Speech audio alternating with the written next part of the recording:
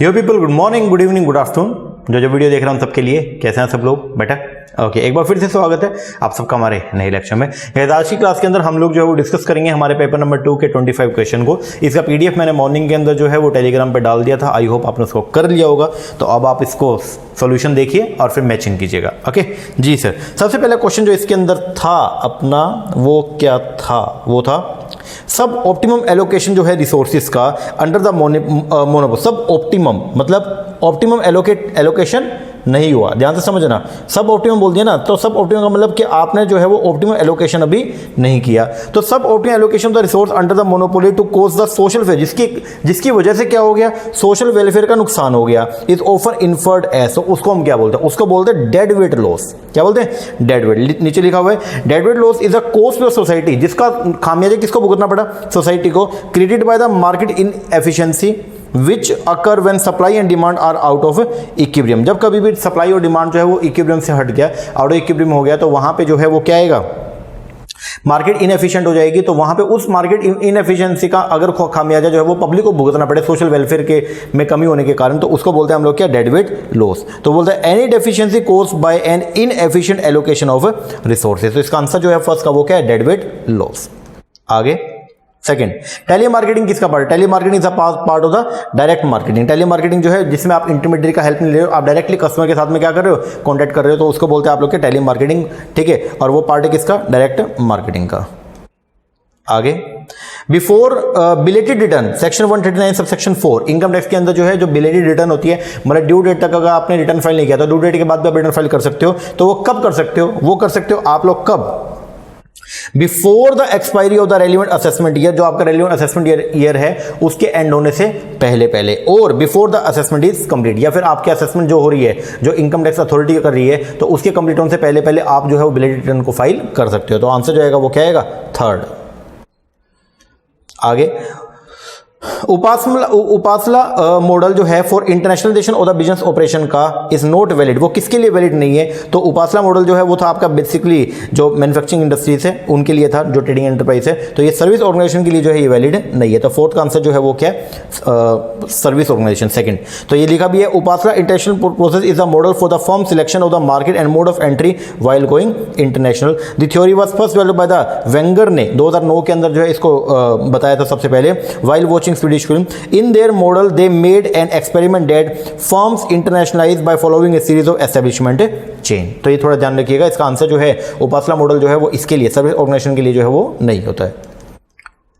आगे, दो आपको एक असर्शन और एक रीजनिंग, दो स्टेटमेंट दिया, तो उसके बेस पर आपको कुछ क्वेश्चन के आंसर करना है। सबसे पहला है worker participation in the management. तो बोलता है वर्कर का जो पार्टिसिपेशन है किसके अंदर? मैनेजमेंट में। इज इन्वॉल्वमेंट, उसका मतलब क्या होता है? It is the involvement of the worker only in such area of activity of the enterprise where they can make some positive contribution. तो बिल्कुल सही बात है, वर्कर का पार्टिसिपेशन वहीं पर करवाते हैं जहां से अपने को लगता है कि वो उनके पार्टिसिपेशन से अपने को कुछ फायदा होगा। असर्शन सही है। रीजनिंग बोल रहा है वर्कर में नॉट बी कॉम्पिटेंट, वर्कर हो सकता है कि वर्कर कंपिटेंट ना हो enough to understand and appreciate the managerial aspect of the enterprise. ये भी बिल्कुल सही बात है। ऐसा हो सकता है कि वर्कर जो है वो इतने कंपिटेंट ना हो जो कंपनी की सारी पॉलिसीज को समझ पाए, कंपनी का जो उद्देश्य है उसको पूरा करने के लिए जो हम पॉलिसी प्रोसीजर अडॉप्ट करें, क्या पता उसको ना समझ पाए। बिल्कुल सही बात है, दोनों बात एकदम सही है। बट रीजनिंग का असर्शन से कोई लेना देना नहीं है, क्योंकि ऊपर बोल रहा है वर्कर का पार्टिसिपेशन हम उन प्लेसेस पे करेंगे जहां पे वर्कर से जो है अपने को क्या मिलेगा? पॉजिटिव कॉन्ट्रीब्यूशन मिलेगा। वो बात सही है। सेकंड में बोल रहा है कि वर्कर हो सकता है इतना कंपिटेंट ना हो कि वो सारे जो है मैनेजरियल एस्पेक्ट जो है उसको क्या करे? वो एप्रिशिएट करे। ये भी बिल्कुल सही बात है। बट नीचे वाले को ऊपर से कोई लेना देना नहीं। आंसर बनेगा इसका क्या? Second. Both A and R are correct and R is the correct explanation of the A. Next, which of the following are related to the vouching of sale. जब आप सेल्स की वाउचिंग कर रहे हो, मतलब आप एज एन ऑडिटर जो है सेल्स को क्या कर रहे हो? वाउच कर रहे हो, तो उसमें से क्या चीजें आएंगी? किसको आप कंसीडर करते हो? सबसे पहले आप ये देखते हो डिस्पैच, गुड्स जो वो डिस्पैच में हुई है या नहीं हुई है। उसके बाद उसकी एंट्री चेक करते हो किसके अंदर? सेल बुक में। डायरेक्ट नोट या क्रेडिट नोट का आप यहां पे कोई यूज नहीं करते। तो आंसर जो आएगा वो क्या आएगा? ए एंड बी, क्योंकि रिटर्न्स नहीं है, डायरेक्टली सेल की बात हो रही है। तो आंसर क्या आएगा? A and B. बोले तो थर्ड। आगे स्पैन ऑफ मैनेजमेंट जो है वो डिटरमाइन कैसे होता है? पहली बात तो स्पैन ऑफ मैनेजमेंट जो है वो क्या, number of subordinate who can manage efficiently by the superior, कि एक सुपीरियर के अंडर जो है वो कितने सबऑर्डिनेट होने चाहिए जिनको वो इफेक्टिवली जो है वो क्या कर ले, मैनेज कर ले, उसको बोलते हैं आप लोग क्या, स्पैन ऑफ मैनेजमेंट। तो स्पैन ऑफ मैनेजमेंट किस किस पे डिपेंड करता है? मैनेजर की ट्रेनिंग पे जी, जितना मैनेजर ट्रेंड होगा उतना स्पैन ऑफ मैनेजमेंट आप बड़ा भी कर सकते हो। मैनेजर पर्सनल क्वालिटी, बिल्कुल सही बात है, उसकी पर्सनल क्वालिटी भी इसके अंदर काम करती है। सबऑर्डिनेट की ट्रेनिंग, जी बिल्कुल, अगर सबऑर्डिनेट अच्छे ट्रेंड है तो ज्यादा लोगों को आप मैनेज कर सकते हो। एंड लास्ट साइड क्या, ट्रेड यूनियन, इनका कोई लेने देना नहीं। तो स्पैन ऑफ मैनेजमेंट का आंसर जो बनता है वो क्या बनेगा, फर्स्ट, सेकंड एंड थर्ड, बोले तो second. Next, which of the following retail analytic application की involve the use of search technique, इनमें से कौन सी एप्लीकेशन है जो क्या करते हैं, सर्च टेक्निक को इस्तेमाल करते हैं to gain the insight into the customer buying pattern. Customer का जो बाइंग पैटर्न है उसके बारे में अगर आपको नॉलेज गेन करनी है तो आप किसको यूज करते हो? तो यहां पे हम लोग जो है वो डेटा माइनिंग को जो है वो क्या करते हैं, यूज करते हैं। अब डेटा माइनिंग है क्या? Data mining is a process used by the company to turn the raw data into useful information. जो रॉ डेटा होता है उसको हम यूजफुल इंफॉर्मेशन के अंदर क्या करते हैं, कन्वर्ट करते हैं, तो उसको बोलते हैं हम लोग के डेटा माइनिंग। इसको इस्तेमाल किया जाता है क्या करने के लिए? कस्टमर के बारे में, कस्टमर का जो डिमांड पैटर्न है या कस्टमर का जो बाइंग पैटर्न है उसके बारे में नॉलेज गेन करने के लिए। तो 8th का जो आंसर आएगा वो आएगा क्या, डी, बोले तो सी ओनली। आगे international product life cycle stage दे रखी है और यहां पे इंटरनेशनल कंपटीशन बता रखा है, तो आपको दोनों को मैच करना है। इंट्रोडक्शन जो है वो क्या, इंट्रोडक्शन के टाइम पे जो है फ्यू कंप्यूटर होते हैं घर घर के अंदर ही सिर्फ, ठीक है, मतलब डोमेस्टिक एनवायरनमेंट के अंदर फ्यू कंप्यूटर होंगे। ग्रोथ के दौरान जो है वो क्या होगा, computer in other high income country begin production for the domestic market. फिर मैच्योरिटी के ऊपर क्या होगा, company from the other high income country increase करेंगे एक्सपोर्ट टू द इनोवेटिंग, मतलब हमको बेचना शुरू कर देंगे। और लास्ट है डिक्लाइन, तो डिक्लाइन के अंदर क्या होता है, computer from the other high income company में begin production in the developing country. तो इसका जो आंसर बनेगा आपका 9th का वो है क्या, ए। ये international product life cycle theory था वर्नन रेमंड का, तो उसका वो बता रखा है, जिसके अंदर मैंने बताया था कि एक्सपोर्टर बिकम्स द इंपोर्टर, वो कहानी। आगे अगला क्वेश्चन आया, क्वेश्चन है क्या, सीक्वेंस करें this step in the CRM process. जो सीआरएम प्रोसेस है उसकी सीक्वेंसिंग जो है वो आपको करनी है 10th क्वेश्चन के अंदर। तो यहाँ पे सीआरएम का प्रोसेस, कस्टमर रिलेशनशिप मैनेजमेंट जब हम करते हैं तो उसका एक प्रोसेस आपको यहाँ पे दिया हुआ है। सबसे पहले हम जो है वो क्या करते हैं, कलेक्शन करते हैं कस्टमर के डेटा को, जी, फिर एनालाइज करते हैं कस्टमर के डेटा को, जी, फिर आइडेंटिफाई करते हैं हमारे टारगेट कस्टमर कौन से हैं, जी, फिर उसके बाद डेवलप करते हैं सीआरएम का प्रोग्राम, जी, और लास्ट में उसको क्या करते हैं, इंप्लीमेंट करते हैं। तो आंसर जो आएगा 10th का वो आएगा क्या, बी।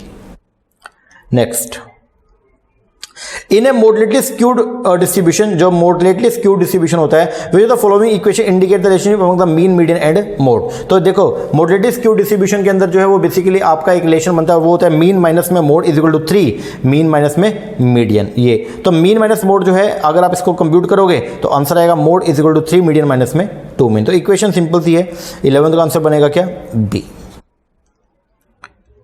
आगे, process costing is appropriate for which of the following firm.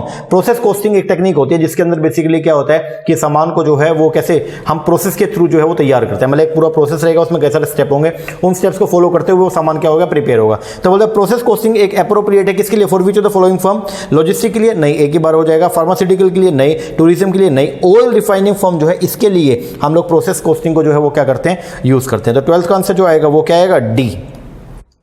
क्योंकि प्रोसेस कॉस्टिंग के अंदर जो है वो क्या होता है, हर प्रोसेस के ऊपर, हर स्टेजेस के ऊपर जो है वो रेट का कंपटीशन आप बेसिकली करते हो, ठीक है। क्योंकि यहाँ पे जो है ऑयल रिफाइनिंग फॉर्म के अंदर हम क्या करते हैं, सबसे पहले सेपरेट करेंगे, फिर कन्वर्ट करेंगे और फिर उसके ऊपर क्या करेंगे, उसका ट्रीटमेंट करते हैं। तो ये थोड़ा ध्यान रखिएगा। जो क्रूड ऑयल को जब हम पेट्रोलियम प्रोडक्ट हम उससे निकालते हैं, जैसे जो क्रूड ऑयल है, कच्चा तेल है, उसमें से पेट्रोल निकलता है, उसमें से डीजल निकलेगा, उसमें से वैक्स निकलती है, लुब्रिकेंट निकलते हैं, जो हम मोबिल को यूज़ करते हैं वो निकलता है, तो वो चीज़ है। तो इसका आंसर जो बनेगा वो क्या बनेगा, डी।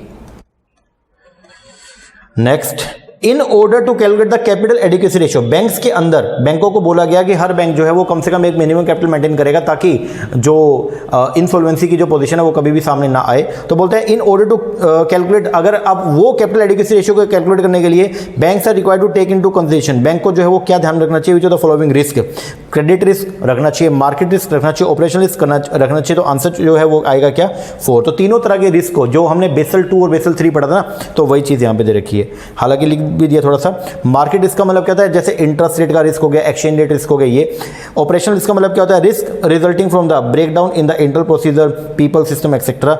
और क्रेडिट रिस्क का मतलब क्या हो गया, जैसे borrower failure to repay the loan और इंटरेस्ट एक्सेट्रा। तो तीनों तरह की रिस्क को हम लोग जो है वो क्या ध्यान रखते हैं जब हम कैपिटल एडिक्वेसी रेशियो को मेंटेन करते हैं।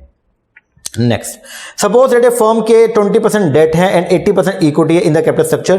कॉस्ट ऑफ डेट के डी जो आपको दिया हुआ है वो है कितना 10% एंड के ई आपको दिया हुआ है कितना 15%। What is the overall cost निकालने, तो ओवरऑल कॉस्ट का फॉर्मूला क्या होता है, अगर के ओ निकालना हो तो के ओ का आपका जो है वो फॉर्मूला रहेगा क्या के डी इंटू वेटी प्लस के ई इंटू वेटी। इसको आप सोल्व करोगे तो आंसर आएगा क्या आपका 14% डी। आगे कुछ एक्ट दिए हैं, लीगल एस्पेक्ट का क्वेश्चन है और उसको मैचिंग करना उनके ईयर से। तो Indian contract act 1872, right to information act 2005, IT act 2000, competition act 2002। तो 15 का आंसर जो बनेगा वो क्या बनेगा डी। आगे, sequencing the following activity in the process of accounting. Accounting के अंदर इसको आपको करना है, तो अकाउंटिंग साइकिल से जो ये क्वेश्चन निकल के आया। तो अकाउंटिंग साइकिल में हम सबसे पहले क्या करते हैं रिकॉर्डिंग के बाद जर्नलाइज करेंगे उसको, फिर लेजर पोस्टिंग, फिर ट्रायल बैलेंस, फिर P&L अकाउंट बनेगा। उसके बाद आप क्या करोगे जो P&L अकाउंट और बैलेंस शीट है उनको क्या एनालाइज करते हो, ठीक है, एंड डिराइविंग द इन्फ्लुएंस। तो इसका आंसर जो बनेगा वो क्या बनेगा 4। चलो जी नेक्स्ट, 1 मिनट 16 के बाद अगला क्वेश्चन 17वां। Meaning of unpaid seller. Unpaid seller कौन होता है, सिंपल सी बात है सर, अनपेड सेलर वो है जिसने सामान तो बेच दिया लेकिन उसको उस सामान का पैसा अभी तक नहीं मिला, उसको बोलते हैं हम लोग क्या अनपेड सेलर। तो 17 का जो आंसर आएगा वो आएगा क्या C, the person who has sold the goods and has not yet received the price. आगे, channel conflict can be. Channel conflict कैसा होता है, तो चैनल कन्फ्लिक्ट जो होता है मार्केटिंग के अंदर हम इसको पढ़ते हैं, ठीक है, डिस्ट्रीब्यूशन सिस्टम के अंदर। तो चैनल कन्फ्लिक्ट 2 तरीके का, एक होता है वर्टिकल और एक कौन सा हॉरिजॉन्टल। तो इसमें 2 ही आएंगे, वर्टिकल और एक कौन सा horizontal, A and B third.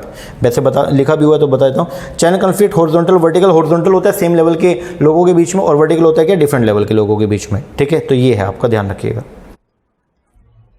आगे, असर्शन रीजनिंग का क्वेश्चन है, ट्रिम्स एंड ट्रिप्स। ट्रिम्स का मतलब क्या होता है ट्रेड रिलेटेड इन्वेस्टमेंट मेजर, और ट्रिप्स का मतलब क्या होता है trade related intellectual property rights provision. ये फैसिलिटेट करते हैं और प्रमोट करते हैं किसको, एफडीआई को। दोनों के दोनों जो है वो एफडीआई को प्रमोट कर रहे हैं। हाँ जी बिल्कुल करते हैं ये, ठीक है दोनों, क्योंकि ट्रिम्स जो है वो तो क्या करता है बाहर से आने वाली एफडीआई के ऊपर कोई भी रोक न लगाए वो करता है, और ट्रिप्स जो है वो क्या करता है जो आईपीआर है उनके प्रोटेक्शन के लिए काम करता है। बिल्कुल सही बात है। दूसरा, TRIMS and trip provision remove restriction. ये दोनों प्रोविजन जो है वो रिस्ट्रिक्शन को हटाते हैं और एड्रेस करते हैं कैपिटल फ्लो सेंसिटिविटी। बिल्कुल सही बात है, दोनों बातें एकदम सही है। और ट्रिम्स और ट्रिप्स जो है उसकी वजह से एफडीआई प्रमोट हो रही है, और क्यों हो रही है, क्योंकि बाहर से आने वाली एफडीआई के ऊपर जो है रिस्ट्रिक्शन हटा रहे हैं, ठीक है। तो दोनों बातें सही, और रीजनिंग जो है वो करेक्टली असर्शन को एक्सप्लेन भी कर रही है। तो इस 19 का जो आंसर बनेगा वो क्या बनेगा ए। आगे, goodness of fit is a distribution is tested by. तो गुडनेस ऑफ फिट को हम निकालते हैं किसके अंदर, chi square. Chi square test होता है, तो गुडनेस ऑफ फिट को निकालते हैं काई स्क्वायर में, जो कि एक नॉन पैरामीट्रिक टेस्ट है। तो आंसर जो आएगा वो क्या आएगा third. Next, the following information available from the Ravi Corporation. EPS दे रखा है, आरओआई रिटर्न ऑफ इन्वेस्टमेंट दे रखा है, R rate of return required by the shareholder बोले तो के ई भी आपको यहां पे दिया हुआ है। What will the price per share as per the Walter model if the pay out ratio 40%। अगर मान लो पे आउट रेशियो 40% है तो वोल्टर मॉडल के हिसाब से बताओ कि प्राइस क्या होगा। वोल्टर मॉडल के हिसाब से जो फॉर्मुला बनता है P0 का वो क्या होता है, P0 is equal to DPS upon K plus R upon K into EPS minus DPS upon में के।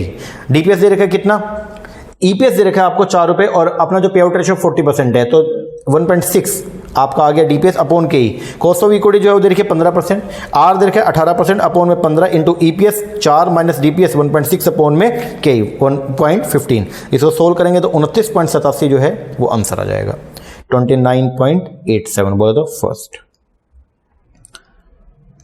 चलो जी आगे, Which type of study would be most appropriate to use in order to measure the change opinion of the consumer repeatedly। तो consumer का जो opinion लगातार क्या हो रहा है, चेंज हो रहा है, तो उसके लिए कौन सी स्टडी को हम करते हैं, तो उसको बोलते हैं हम लोग क्या लॉन्गिट्यूडनल स्टडी। लॉन्गिट्यूडनल स्टडी के अंदर हम लोग जो है वो क्या करते हैं, it is research that involve repeated observation of the same variable. Same customer से अलग अलग वक्त के अंदर जो है उसकी ऑब्जर्वेशन उसको ऑब्जर्व करना, उसको बोलते हैं हम लोग क्या लॉन्गिट्यूडनल स्टडी या लॉन्गिट्यूडनल सर्वे या फिर पैनल स्टडी। थोड़ा ध्यान रखिएगा। तो इसका आंसर जो आएगा वो क्या लॉन्गिट्यूडनल स्टडी। एक ही कस्टमर से अलग अलग टाइम ओरिजिन के अंदर हम लोग जो उसकी मान लो चॉइस को या उसके टेस्ट को जो है वो क्या करते हैं स्टडी करते हैं, उसको बोलते हैं longitudinal study.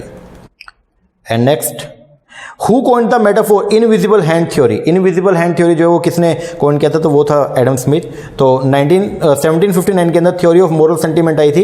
Invisible hand is a metaphor for the unseen forces that move the free market economy. मतलब वो लेसिस फेयर की तरफ जो लेके आता है उसको बोलते हैं हम लोग क्या इसको बोलते हैं क्या, invisible hand theory moral sentiments की। तो ये दिया था किसने, एडम स्मिथ ने। Next, objective of the energy management, energy management की बात हो रही है, and the audit invariably include which of the following in the business enterprise. इन चारों में से किसको हम सिलेक्ट करेंगे? सबसे पहला minimising cost of energy consumption. हाँ जी, एनर्जी ऑडिट के अंदर हम यही देखते हैं कि कुछ भी करके जो है अपने को कॉस्ट जो है एनर्जी कंजम्पशन इसको कम करना है, आएगा। Minimising waste in the energy consumption, energy consumption के दौरान जो वेस्ट हो रहा है उसको हमको मिनिमम करना आएगा। Scaling harmful impact of the pollution on the health of the native, pollution वाला ये तो किसका पार्ट है, एनवायरमेंटल ऑडिट का, तो ये इसका पार्ट नहीं। And D minimising the environmental degradation, बिल्कुल सही बात है, ये आएगा। तो इसका 24 का जो आंसर बनता है आपका 24 का, वो है क्या, C, A, B and D.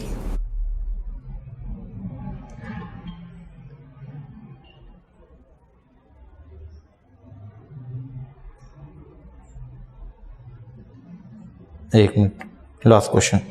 Which of the following, which type of the retailer involve in comparatively low price, low price के अंदर जो डील करता है as a major selling point combined with the reduce cost of doing business. तो वो कौन होता है, वो होता है, उसको बोलते हैं हम लोग क्या, डिस्काउंट रिटेलर। कौन होता है, डिस्काउंट रिटेलर। तो ये रिटेलर होता है जो क्या करता है, जो इन्वॉल्व होता है कंपैरेटिवली लो प्राइस के अंदर as a major selling point combined with the reduce cost. वो अपनी कॉस्ट को क्या करता है, रिड्यूस करता है, और प्राइस को क्या करेगा, कम करेगा, और कम करके मार्केट के अंदर सामान को सप्लाई करेगा। तो इसका आंसर जो बनेगा वो क्या बनेगा, सेकंड, डिस्काउंट रिटेलर।